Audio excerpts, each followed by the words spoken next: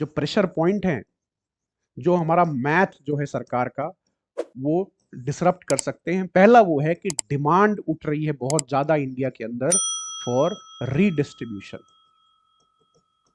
Redistribution की demand है, economic equality की डिमांड है। लोग अब, जैसे पहले कहा जाता था, मोदी साहब ने कह दिया कि रेबड़ी कल्चर है, फ्रीबी कल्चर है, अब वो खुद ये काम कर रहे हैं। सारी पार्टियां ये कर रही हैं क्योंकि डिमांड नीचे से उठ के आ रही है। अनएम्प्लॉयमेंट है, लोगों के पास जॉब्स नहीं है, सिस्टमेटिक इश्यूज हैं। तो उनको 10,000 रुपए, 5,000 रुपए किसी न किसी स्कीम की तरह तहत पहुंचाना पड़ रहा है लोगों तक। डिस्ट्रीब्यूशन की डिमांड ज्यादा है, तो सरकारी बजट का एक बहुत बड़ा हिस्सा अब इनमें जाएगा।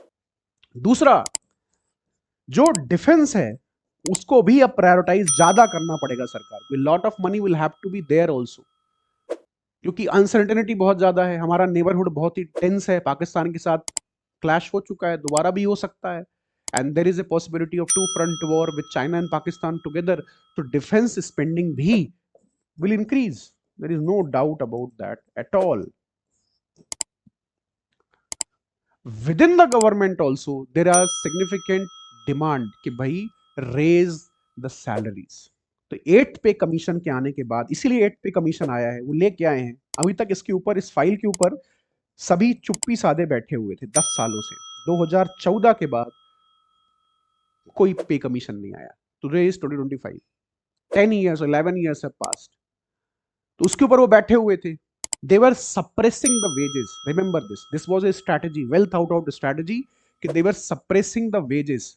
10 सालों से they were trying hard कि wages को या salaries को हम कैसे suppress करें, इसको बढ़ने ना दें ज्यादा, या कांस्टेंट रखें, या बहुत कम इंक्रीमेंट लगे, बहुत कम सैलरी हाइक हो। क्यों? क्योंकि वो कंपिटिटिव बनाना चाह रहे थे इंडिया की इकोनॉमी को कंपेयर टू चाइना और other south east Asian countries और यूरोपियन कंट्रीज। इंडिया में अगर लेबर कॉस्ट कम होगा तो हमारी इंडस्ट्रीज, हमारी इकोनॉमी कंपिटिटिव हो जाएगी, और सारा पैसा इन्वेस्टमेंट में लगाएं, एक्सपोर्ट प्रमोशन में लगा दें।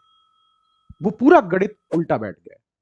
एक तो नोटबंदी के कारण, डिमोटाइजेशन के कारण बहुत ज्यादा डिसरप्शन हुआ, फिर जीएसटी के कारण बहुत बड़ा डिसरप्शन 2017 में हुआ, 16 में डिमोटाइजेशन, 17 में जीएसटी, 20 में कोविड आ गया, फिर 22 में एक वॉर शुरू हो गई यूरोप में, 23 में वेस्टर्न एशिया में वॉर शुरू हो गई, और एआई 2022-23 से उफान पे है। क्या करें, सरकार के हाथ भी बंधे हुए हैं। द बजट, जो डिमांड होगी सरकारी पैसे की,